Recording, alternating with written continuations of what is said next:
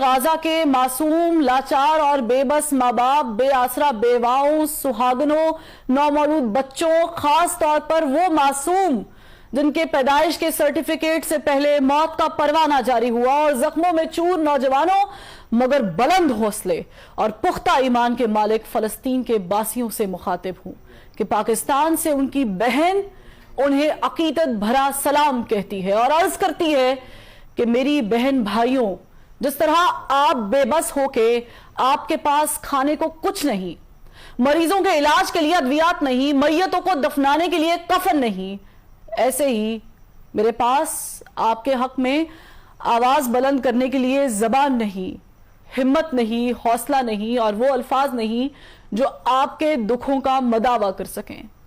وہ طاقت نہیں کہ عالمی استعماری قوتوں کے دروبام ہلا سکے۔ ہاں، مگر آپ کے پاس ایمانی طاقت ہے، جذبہ بلالی ہے اور روح ہلالی ہے، اور سب سے بڑھ کر وہ آہ ہے جو اثر رکھتی ہے پر نہیں طاقت پرواز مگر رکھتی ہے، آسمان کا سینہ چیر سکتی ہے، اوج ثریا کی بلندیوں پر پرواز کرتے ہوئے عرش معلیٰ پر دستک دے سکتی ہے، اور اللہ تعالیٰ کو یہ بتا سکتی ہے کہ دنیا میں موجود 2 ارب مسلمان چند ملین یہودیوں کا محاصرہ نہیں کر سکتے، باطل کی قوت کو ایمانی جذبے سے پچھاڑ نہیں سکتے، اور ان اربوں کی گنتی میں نہ وہ 313 میسر ہیں اور نہ ہی وہ 72 کا قافلہ سپر جو باطل سے محض ٹکرایا ہی نہیں، سچ کا علم بھی ہمیشہ کے لیے بلند کر گیا۔ تمہاری آہ یہ بھی شکوہ کر سکتی ہے کہ اب مسلمان ماؤں نے صلاح الدین ایوبی، نور الدین زنگی، طارق بن زیاد اور محمد بن قاسم جنم دینا چھوڑ دیے ہیں۔ یہاں خیبر کا قلعہ ایک ہاتھ سے اکھاڑ پھینکنے والے ولی بھی ناپید ہیں، اور سیف اللہ کے نام کی نسبت رکھنے والے جنگجو بھی میسر نہیں۔ تو اے اللہ، ابابیلوں کا کوئی جھنڈ عطا فرما، کوئی تیز ہوا یا آندھی بھیج، یا پھر کوئی ایسا طوفان جو صہیونی طاقتوں کو نیست و نابود کر دے۔ تمہاری آہو بکا 2 ارب مسلمان کے دل نہیں دھڑکا سکتی، ظالم اور جابر حکمرانوں کے سامنے کلمہ حق نہیں بلند کر سکتی، عالمی انسانی حقوق کی تنظیموں کو نہیں جھنجھوڑ سکتی، UN، OIC اور یورپی یونین جیسی طاقتوں کا ضمیر نہیں جگا سکتی، مگر یہ عرش معلیٰ کو ہلا سکتی ہے، اللہ کے جلال اور غیظ و غضب کو جلا بخش سکتی ہے، اور جبار و قہار کو اپنی جانب متوجہ کر سکتی ہے، آسمان سے آگ برسوا سکتی ہے، پتھروں کی بارش بھی کروا سکتی ہے، اور برف کے گولے بھی گروا سکتی ہے۔ فلسطین کے بے بس و مجبور و محقور باسیوں، تمہاری داد رسی کو دنیا سے نہیں کوئی آنے والا، تمہارے زخموں کی مرہم پٹی بھی کوئی نہیں کرنے والا، پیاس اور بھوک سے بلکتے تڑپتے بچوں کو کوئی نہیں نوالا دینے والا،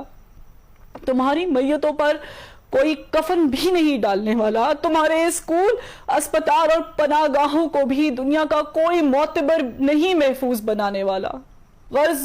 اس دنیا میں کوئی بھی نہیں تمہارا رکھوالا، کیونکہ اس دنیا کے ٹھیکیداروں کو ڈالر کی بھوک ہے، بارود کے کاروبار کی فکر ہے، عالمی مراسم اور دنیا میں اپنے وقار کی فکر ہے، سپر پاور کے اتحادی ہونے اور ان سے دوستیاں نبھانے کی پرواہ ہے، اور محض اپنی جان کی فکر ہے۔ اے فلسطین کے باسیوں، ہم نے اپنے ایوانوں میں مذمتی قراردادیں پیش کر دی ہیں، عالمی اداروں میں بھی زبردست احتجاج کیا ہے، ریکارڈ ملین مارچ کیے ہیں، سیو غازہ، نو وار اور فری پیلسٹائن کے نعرے بھی بلند کیے ہیں، اور یہی وہ سب کچھ ہے جس کے لیے ہمارے آقا ہمیں اجازت دیتے ہیں۔ وہ استعماری طاقتیں جن کی ہم کٹ پتلیاں ہیں، اس سے آگے کچھ کرنے کی ہمیں اجازت نہیں دیتی، کیونکہ ہماری آنکھیں ڈالر کو ترستی ہیں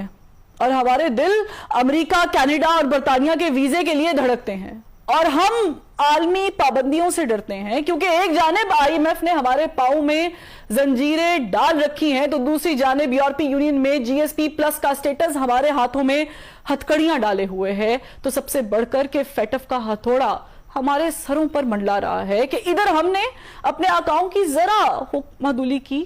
اور ادھر عالمی پابندیوں کے نام پر ہمارا بھرکس نکال دیا جائے گا۔ ہمیں ڈیفالٹ ڈکلیئر کر دیا جائے گا, ہمیں اچھوت قرار دے دیا جائے گا اور دنیا ہمارا بوائکٹ کر دے گی, کیونکہ ہمارے جسم پر قید ہے, جذبات پہ زنجیریں ہیں, فکر محبوس ہے, گفتار پہ تعزیریں ہیں, اپنی ہمت ہے کہ ہم پھر بھی جیے جاتے ہیں. زندگی کیا کسی مفلس کی قبا ہے جس میں ہر گھڑی درد کے پیوند لگے جاتے ہیں. اے فلسطین کے باسیوں, آج ہماری حالت افریقہ میں معصوم بچے کے فوٹو